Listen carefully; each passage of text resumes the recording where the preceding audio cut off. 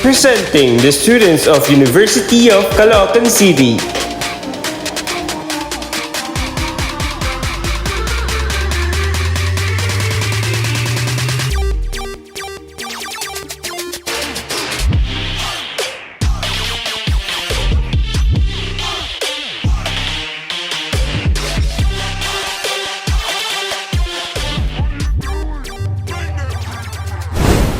In the Philippines, many were already teetering on the poverty line, and the economic fallout of COVID-19 was brutal.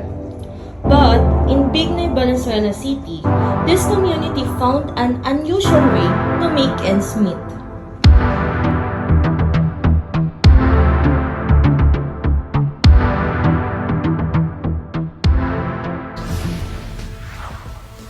Welcome to the world of play to earn.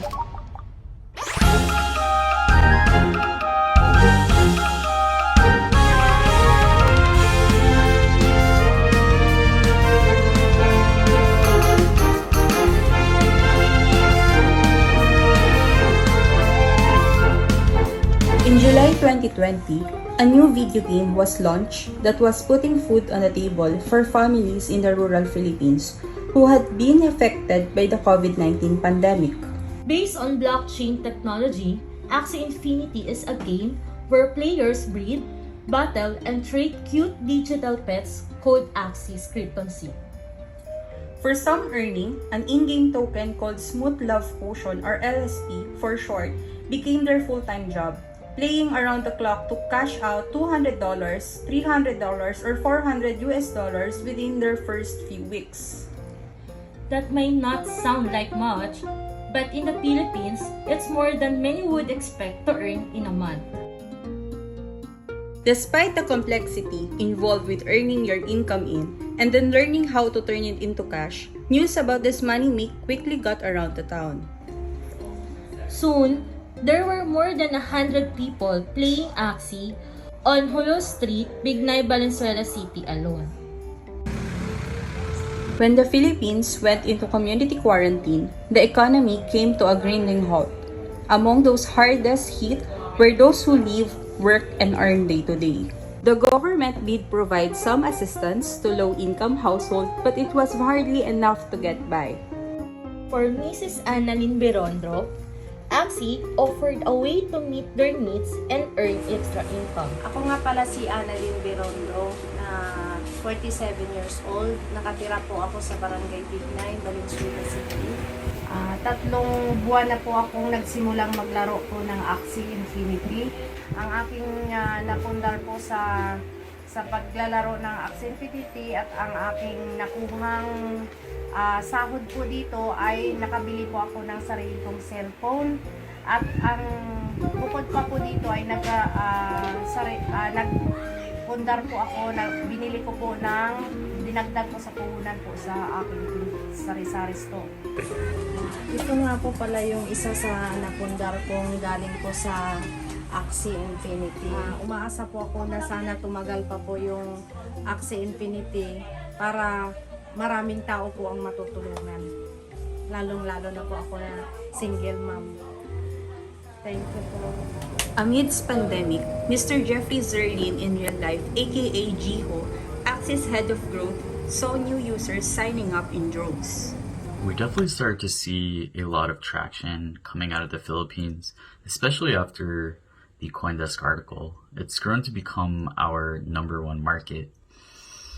I think the reason that this really took off was that the idea of playing a fun, cute game to earn a living, it's something that I think resonates with a generation that's looking for new ways of making money online, new ways of finding a digitally native income. With the pandemic, it's destroyed a lot of physical jobs, in many cases kind of permanently. So I really think that what we're dealing with is a fundamental change in the nature of work. To Mrs. Jeanne Singuelas, mom of 2, is one of those who lost her job and turned to Axie to pay the bills. Ako po si Jeanne Singuelas, 29 years old, Valenzuela City. Naglalaro po ako ng Axie Infinity, 10 months na po. As of present, dahil sa natanggal ako sa trabaho, natustusan ko po yung pangangailangan ng mga anak ko, pambili ng gatas, diaper, pati na rin po yung mga bills. Nagpapasalamat ako sa Axie kasi kung hindi dahil sa kanya, wala akong mapagkukuhanan ng mga pangangailangan ng mga anak ko. Sana magtagal pa siya para kahit pa paano matutustusan ko pa rin yung mga pangangailangan namin. Despite all these amazing personal stories and incredible growth figures, it hasn't been all smooth sailing. Axies are a type of non-fungible token or NFT, which is a type of cryptocurrency which every NFT is a totally unique.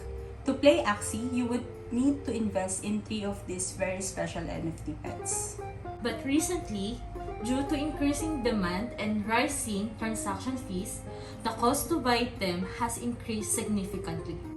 This has made Axie unaffordable for a lot of people.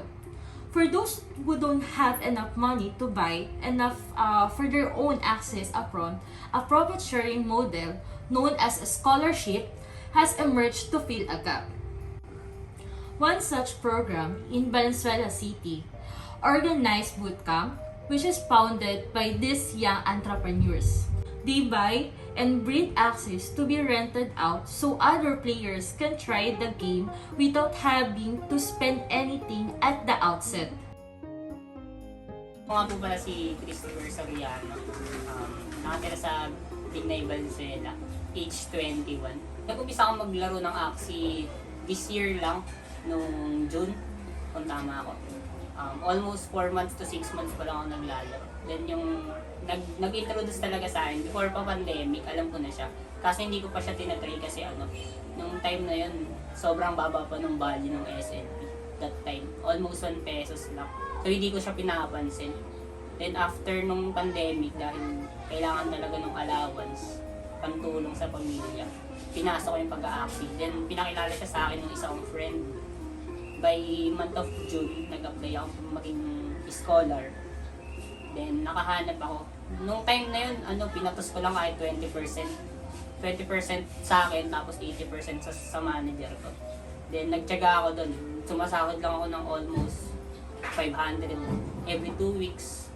600, minsan 300 kapag yung grind ko napakababa.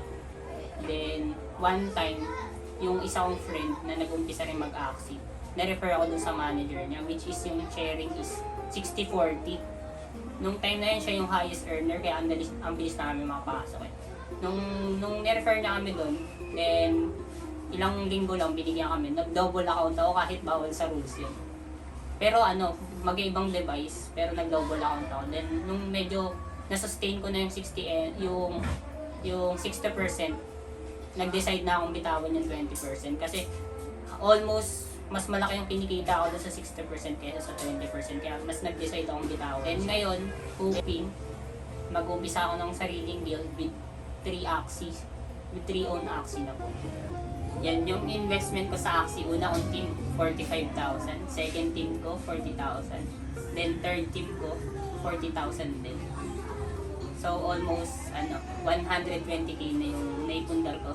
Sa tatulong lang ng Axie, wala akong nilabas na pera. At yun, katas lang ng Axie. Wala akong nilabas kahit piso. Pinaghirapan ko lang siya sa pagpupuyat. Yun lang, puyat lang yung pagod mo. Tapos syempre determination dun sa sarili mo na dapat makaya mo yung gusto mong ma-achieve sa buhay. Tapos yung terms and condition ko, wala naman, as much as possible, nakakota, nakaka-75 a day. Then masaya dun sa nilalaro. Kahit basta yung return ng investment ko, kahit hindi naman mabilis, kahit matagal, okay lang. Kasi risk yun eh. Doon ka naman talaga pag magsusugal ka sa isang business. Asahan mong pwedeng mabagal or mabilis yung pagbalik ng Amidst the investment. lockdowns, 7.3 million Filipinos were out of work. Youth unemployment was particularly bad, with almost a third of young people, like Mr. Andrew John Insigne, it's currently unemployed. Magandang araw. Ako nga pala si Andrew John Insigne. 22 years old, tiga Bignay, Valenzuela City, and Naging scholar ako ng AXI nung June nung nagsimula yung pandemic kasi medyo mahirap yung buhay nun kasi hindi tayo makahanap ng trabaho. Nag-try naman ako mag-call center pero hindi pinalad kasi nga nag-aaral din, hindi tumatanggap yung mga call center ng ano. Tapos nung pagka-graduate ko, ayun, na-discover ko yung Axie Infinity. So, inano siya sa akin ng mga kaibigan ko. Ayun, naging scholar naman ako. Naging scholar ako ng ilang buwan na rin and ayun, nakapag-pundar din naman ako ng kahit papaano ng mga gamit sa bahay and nakapagbabayad din ng bills. So, yung naging thankful din ako kay Axie kasi kahit papaano nakatulong siya sa pandemic eh. Kasi napakahirap ng buhay. Nagbigay siya ng opportunity sa mga tao or sa akin na magkaroon ng extra income. Increasingly, the community is organizing itself to provide education training and mentorship to help players improve their skills and maximize returns. Gabby Dizon, co-founder of Yield Guild Games, is helping to formalize this trend by establishing a protocol to govern a network of players and investors who combine their efforts and their assets to reap larger rewards in NFT games. So what's so exciting about Yield Guild is that Filipinos have always been really good at playing games, but they've never really made anything from them. So now with Play to Earn, people have the opportunity to play, which is something that they really like to do, and they have the opportunity to make money from spending their skill and their time in games to make a living, and that's never been possible before. The potential for Play to Earn has caught the attention of some major international investors too. One of those funding NFT-driven startups like Axie and Yield Guild Games is the venture arm of the New York-based blockchain consulting firm, Delphi Digital. Axie was actually one of our earliest investments because it's more than just a game. It's a social network, it's a job, an educational platform where people can learn new skills, and it's literally lifting people out of poverty. What's more is that the community is so strong and most Axie players aren't even coming from crypto. The traction of Play to Earn gaming is getting people to learn about crypto that never would have thought about it otherwise. So for us, we really believe that this is the key to unlocking crypto adoption at scale. Millionaire, businessman, and Shark Tank investor Mark Cuban agrees that it's the strong community aspect of Play to Earn gaming that make it so powerful.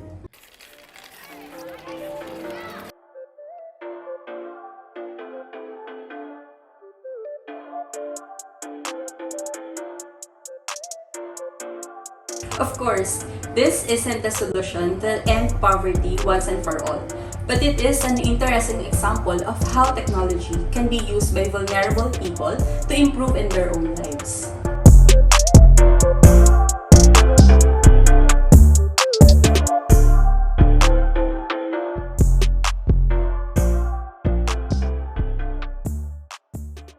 Mula dito sa Bignay, Valenzuela, thank you, Axie Infinity! The story of Bignay, Valenzuela City is not an isolated case. Play to Earn communities are popping up all over the world, particularly in emerging communities where job opportunities are lacking and government relief has been limited. And it's not only Axie, there are other NFT games too, offering players a way to monetize their time and skills while having fun. An entire ecosystem is developing around this movement, a virtual world where everyone is welcome to come work, play, and participate in the new digital economy. A smartphone and an internet connection is all you need to play to earn.